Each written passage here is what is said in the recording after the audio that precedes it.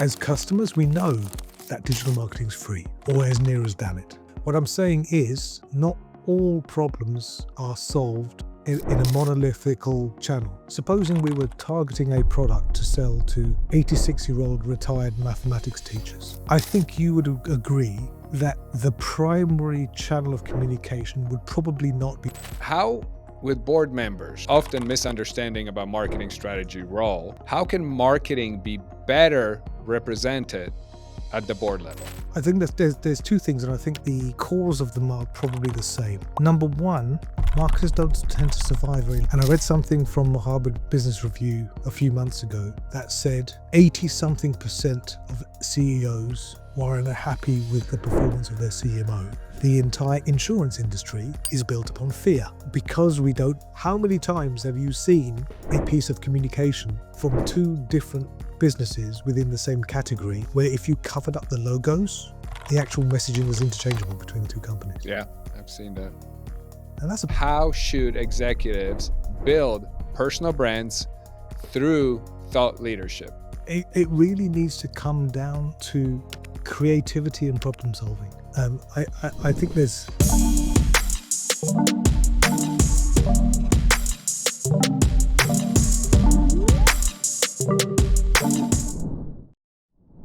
Welcome to another episode of Boardsi Leadership Talks. I'm your host, Martin Rowinski, CEO of Boardsi and co-founder, where we connect visionary executives with companies seeking strategic leadership and transformative insight. Today, I'm thrilled to welcome a guest whose work lives at the intersection of marketing innovation and behavioral science. Gee Ranasinha is a seasoned marketing strategist, a keynote speaker, adjunct professor, and the CEO of Kexino. And Kexino is a global marketing firm dedicated to helping startups and small businesses not just survive, but thrive in today's digital-first economy. And with a career spanning from the early days of dial-up internet, I remember that, to becoming a fellow of the Chartered Institute of Marketing, Gee has helped organizations across North America, Europe, and Australia reshape how they communicate value, build brands, and generate demand. He's taught at premier institutions such as CNAM and the University of Strasbourg, and has been featured by Fox, ABC, Gartner, Business Insider, and over 50 leading podcasts. Gee brings a refreshing perspective that merges deep academic insights with real-world actionable marketing strategy. And whether you're an executive, a board member, or a founder looking to scale, this conversation will deliver the clarity and strategy you need to sharpen your brand's competitive edge. Gee, welcome to the show, and it is great to have you here. Well, I'm very, very delighted to be here, Martin. Thank you very much for inviting me. Speaking of, we were talking about all the trends, or kind of you were talking about it, the Instagrams, the likes, the loves, and, those things. Obviously, having 1 million likes doesn't mean you're getting paid $1 million. But what trends do you believe are overrated or underrated in today's marketing playbook? Interesting, because you actually mentioned it in passing when you were talking about the evolution of marketing. Okay. Now, this is from a tactical perspective, okay, which is what most people are more interested in, because very few people get interested in the theoretics of marketing, apart from, weirdos like me. Rest of the people just want to say, okay, so what do I need to do to make some money? Now, depending on the client profile, depending on the industry, depending on whether it's B2C, B2B, depending on the product, depending on your business, depending on the competitive environment, depending, okay? Over the last 3 to 5 years, we have seen it demonstrated tangibly, one of the biggest, highest converting channels of communication in both B2B and B2C is, drumroll please, good old-fashioned mail shots. Printed mail shots, printing something out, sticking it in an envelope, sticking a stamp on it, and sticking it in a mailbox. We totally underestimate the power of printed materials today. And it stands out from a number of reasons. Now, firstly, I have to preface this with the caveat that the campaign creative needs to be exceptional, okay? But then campaign creative needs to be exceptional no matter what you do, okay? Because if it's dull and boring, people are just going to scroll past if it's online, so it doesn't really matter. The effect of printed materials is twofold, if you pardon the pun. Is number one is that I can pretty much guarantee that if I sent you a foolscap size envelope with what looked like a handwritten name and address and stamp on that, I can pretty much guarantee that you would open it, right? Correct. Just in the same way that I can pretty much guarantee that a large percentage of the cold email outreaches you get, you don't even get past the subject line, right? Correct again. Right. So you've got pretty close to a 100% open rate, which you don't get with any other medium. Okay? You have that person's undivided attention for a number of seconds. Now, you need to convert on that. Your messaging, your creative, whatever it may be, needs to resonate, of course. But then what happens? Unless it's total and utter spam or something that you're totally disinterested in, you'll throw it straight in the bin. But quite often, you put it on your desk and you leave it there, maybe for a couple of hours, maybe a couple of days. Maybe you come back and revisit it. Maybe you just use the corner of it to write notes down while you're on the telephone, whatever. But print tends to hang around, right? You're not. It's not occupying a screen, so it's not stopping you in doing something else. But most importantly, or not most importantly, but a unadmired fact of print is a thing that we call in evolutionary biology. There's this term called costly signaling. Okay, and it's in the animal kingdom. Costly signaling is a way for an animal or a plant to demonstrate a particular trait in a very obvious way that has some kind of value investment. Okay, let me give you an example. If you think about a flower, okay, you look at these flowers, orchids or something, you look how intricate the petals are of an orchid, okay, the outlandish colors, the garish designs, okay, all for what? For the simple purpose of attracting an insect, right? To say, hey, honey, Mr. Bee, right? Come over here. I've got loads of nectar for you. The bee comes along, looks inside the flower. Oh my goodness me, loads of nectar. Yeah, this is good. I have to remember this one. And, as a byproduct of that, the bee will pollinate the flower, right? And then the flower makes more flowers and, the circle of life is completed, right? What happens is when the bee realizes, oh, that flower with those kinds of colors, which are obviously different colors to what you and I see, because bees see in ultraviolet, I think. But those kind of colors, that kind of smell, that kind of shape, I identify with being a good source of nectar. In effect, what is the flower doing? The flower is advertising. The flower is making a promise to the bee and is doing it in a costly way, right? It costs a lot in terms of energy for a flower, for a plant to make this flower, right? It's an investment in the brand promise, if we use marketing speak. We're saying we're not going to do all of this if there's not going to be any nectar here, right? Yeah. Which is exactly the same thing we're doing at a much lower level when we're sending something out in the mail, USPS or, DHL, whatever. because as customers, we know that digital marketing is free or as near as damn it. Okay. Yeah. If we divide how much we're spending on a campaign by the amount of eyeballs we're seeing, it's basically free. Okay. There's many, many zeros after the decimal point. Okay. And prospects know that. They know it. We're just one of a gazillion others who are getting this email or seeing this ad, right?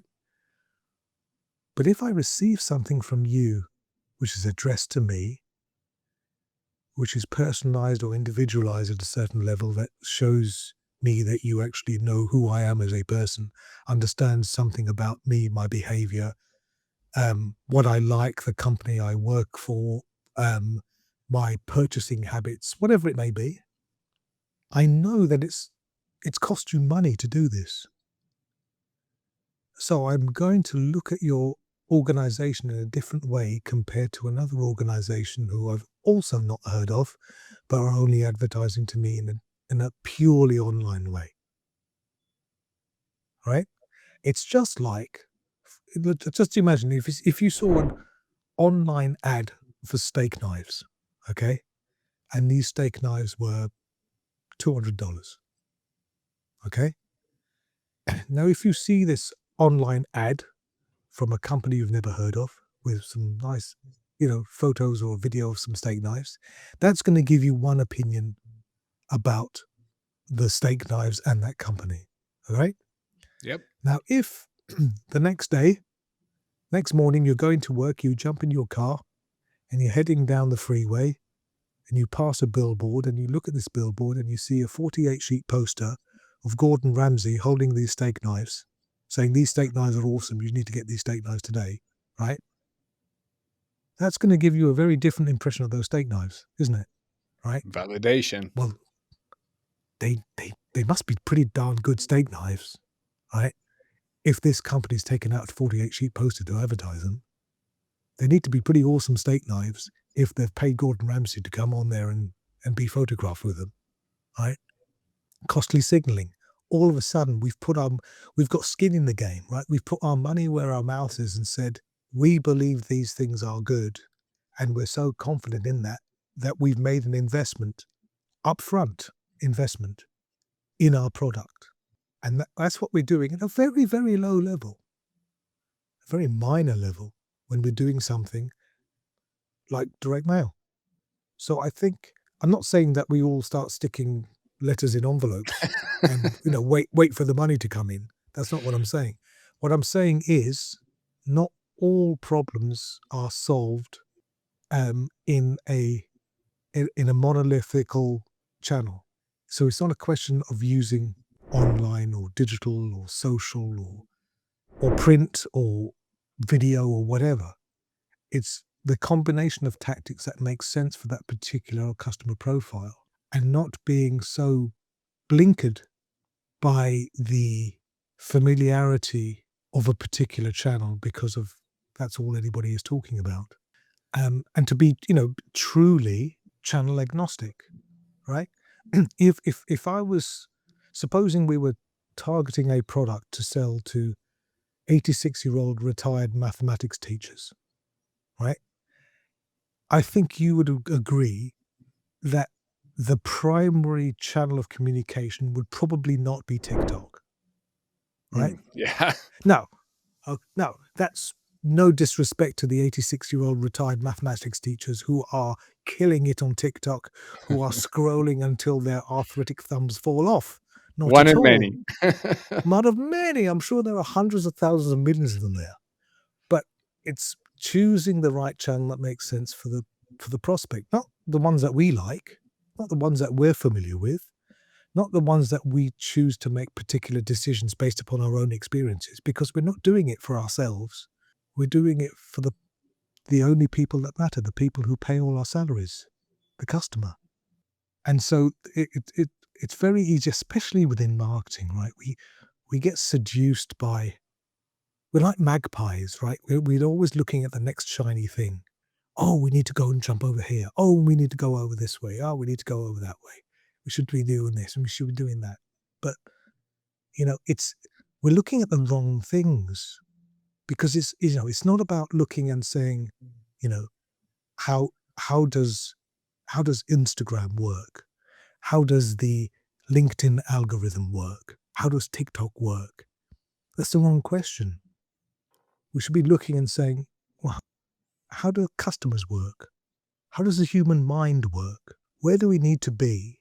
And more importantly, where do we not need to be in order to create messaging which with the best resonance for our customer? Because the object of the exercise is to create those memory structures in the brains of our clients so that when they are in the mode to buy, they think of us as Yep. well as obviously whomever else. That's all we can do as marketers. Yep. So may go back. You mentioned earlier boardroom, and obviously, us being boards, I love talking about boardrooms, but I'm sure you do. Yes.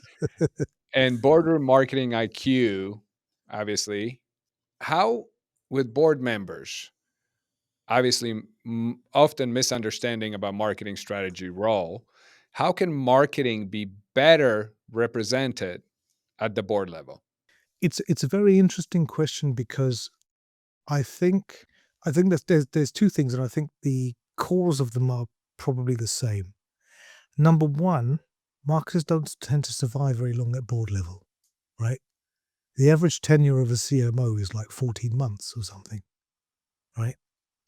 And I read something from Harvard Business Review a few months ago that said 80 something percent of CEOs were unhappy with the performance of their CMO. And while if you ask the same question of their CFO, the number was like 17%. So there's this huge discrepancy. And I think part of that is because the C-suite have an inherent distrust in marketing. And the reason is that I alluded to earlier in this episode or the previous one. I don't know where you're drawing the line. I'm gonna Um, guess because they're looked at as a cost center and not a growth engine.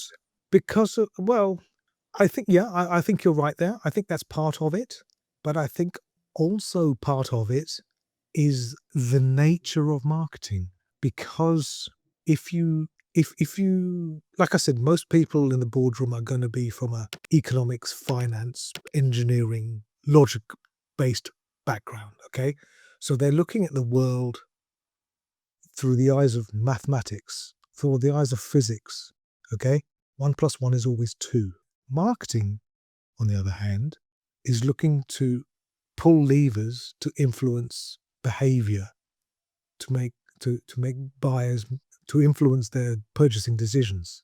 So it's not an exact science in the same way that physics is. And like I said, there are influences which are emotional, influences which are contextual, right? If you look at engineering, for example, okay, a kilogram is always a kilogram.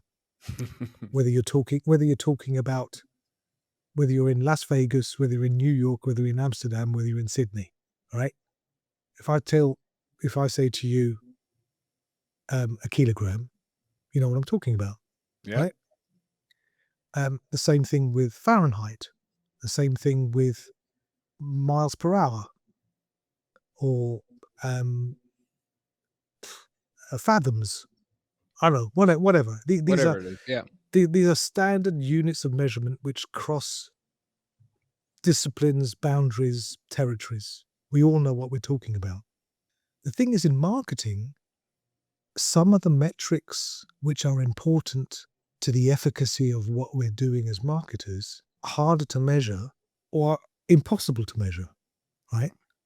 For example, if we look at emotions, right?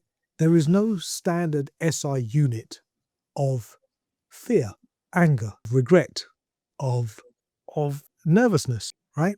Yet these are all things which can positively or negatively influence a buyer behavior. For example, the entire insurance industry is built upon fear,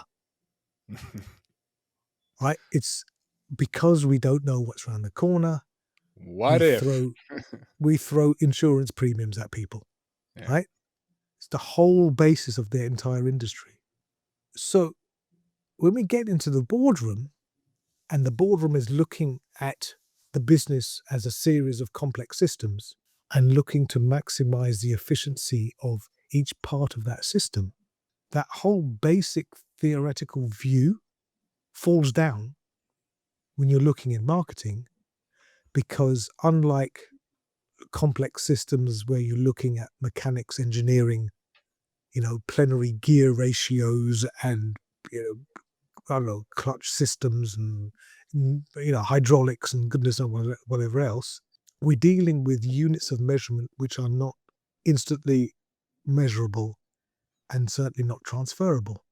So it's a little bit like, I know I need marketing in the business, but I'm uncomfortable with it because I don't know how to optimize for it. I don't know how to cut out the wastage. I can't increase the efficiency. But marketing will never be a 100% efficient. It's never going to be, like an amplifier wire with gain, right? You will always lose something, because experimentation, testing, research is part of what marketing is. And no, you can look at that as being wastage, but if you don't look at it or accept that wastage and you try to optimize for a particular outcome, what you get as a result is this generic, vanilla, non-converting type communication that we see all day, every day in our timelines, wherever we are. How many times have you seen a piece of communication from two different businesses within the same category, where if you covered up the logos, the actual messaging is interchangeable between the two companies? I've seen that. Right. And that's a problem. That's a real problem, Yeah. because we're optimizing around the wrong things, because that's not the stuff that makes people buy. That's the stuff that annoys people. That's spam, right? That stuff gets ignored, and yet we're paying for it often, that directly or indirectly. Whether it's ad or social. Social is not free. It's just a different expensive, Sure. right? So we're not optimizing around choice architecture to influence positive decisions.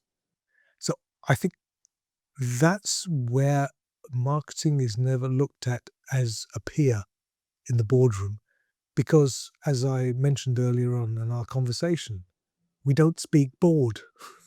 Yeah. We don't speak Exactly. the right language, right? Yeah.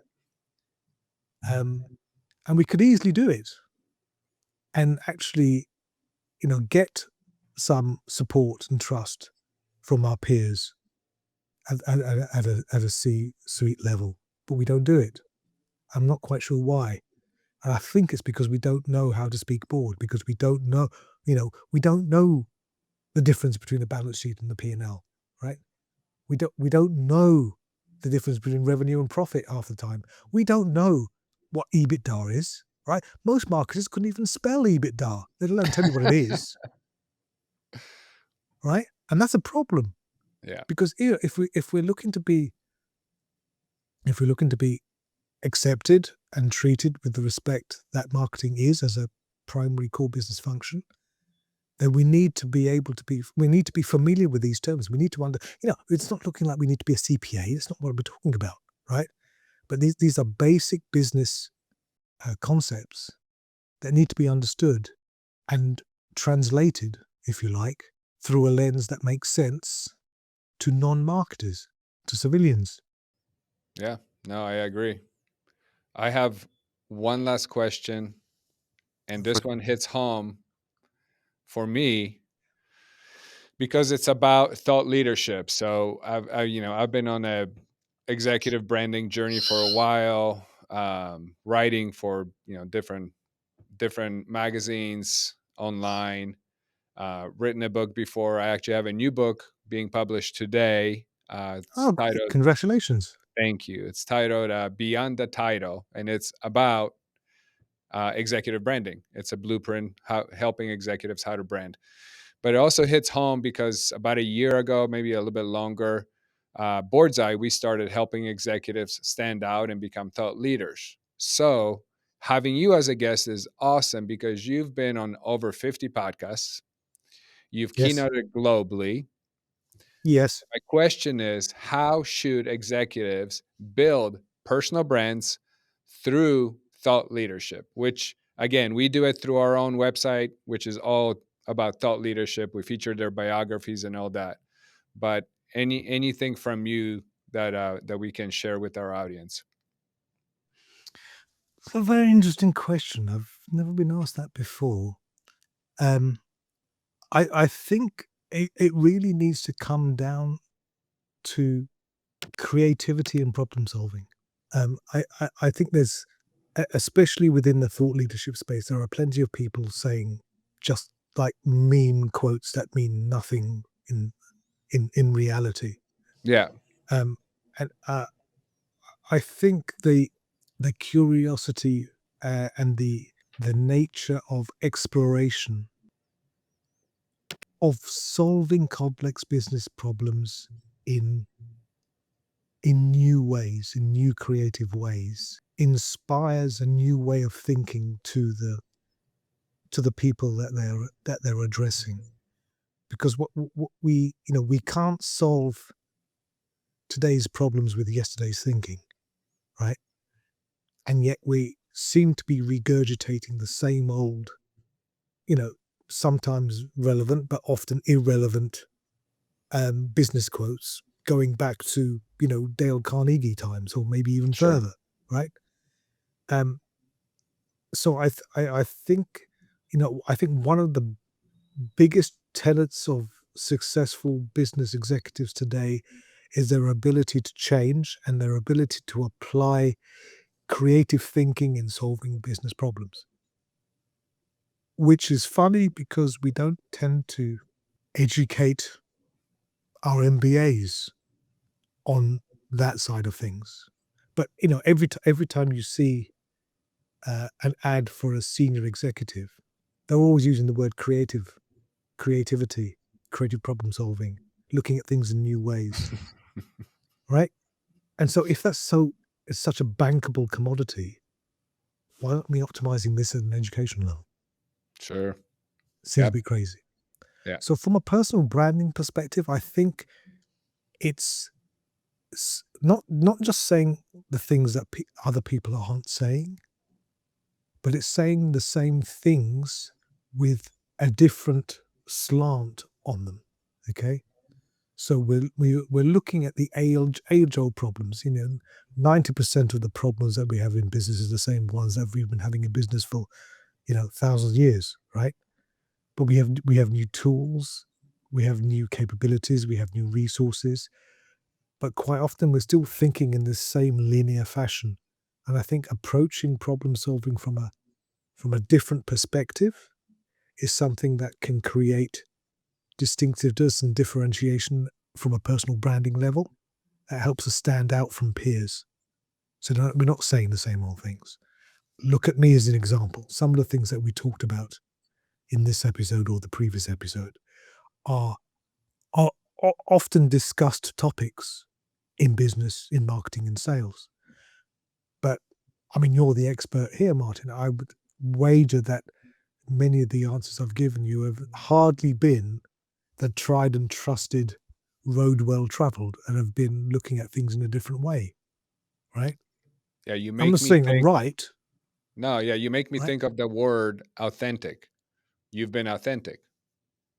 And I think that's the big difference maker where people miss it. They might repeat the same article, rewrite it maybe slightly, but I think what they're missing is being authentic, being them, drawing from their story and their experience and how they're leading today and being authentic about it. And that's what I think people And want to yeah, see and hear and read. I think so. And and not being afraid to articulate that, Yeah. um, even if it goes against the grain of popular groupthink, because it's important. It's important that we need to push the barriers, right? Yep. Because the exciting stuff. If you look at a bell curve, nobody's interested in the averages, right? Nobody's interested in the No. middle. The No, exciting stuff happens at the ends, right? absolutely. So that's where we need to Absolutely. be. We need to be pushing at each end of the bell curve. I like it. I like it.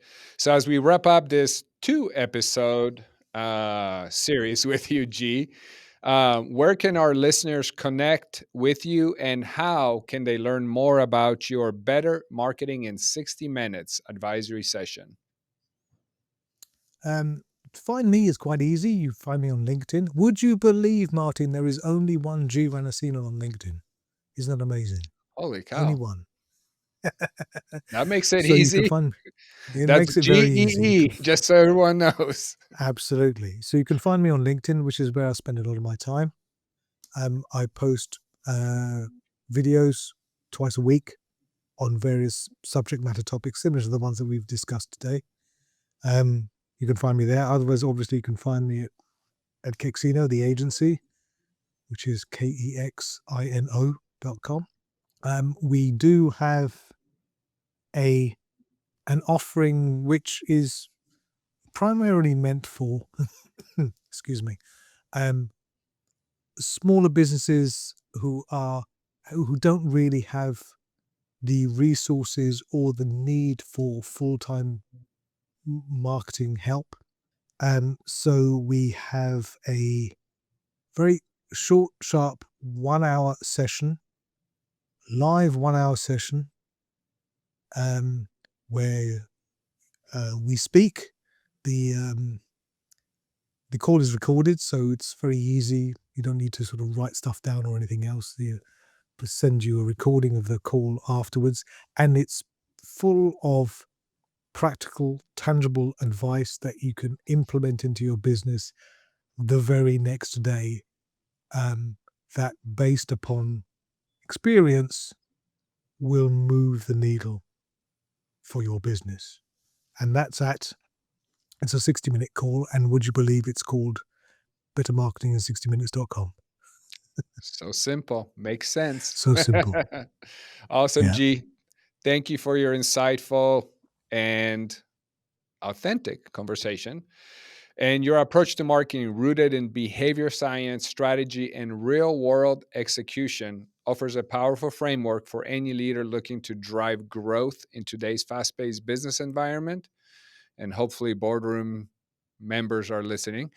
And for our listeners, whether you're an executive exploring board opportunities, a founder scaling a company, or a leader thinking or rethinking how your brand communicates value, today's conversation was a clear reminder. Marketing isn't just about promotion, it's about positioning, perception, and long term performance. And maybe you need to send some direct mail out.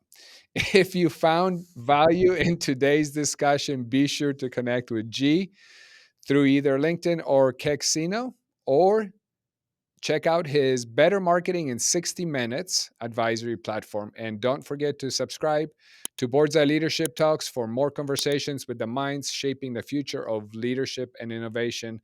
And until next time, I'm Martin Rowinski. Stay strategic, stay visionary, and keep leading forward. Thank you, G. We're delighted to be here. Thank you very much. Thank you for the invitation. Thanks for the time in the extended 2-part. Thank you for tuning in to Leadership Talks. Don't forget to subscribe for more insightful conversations with industry leaders. Your support means a lot to us.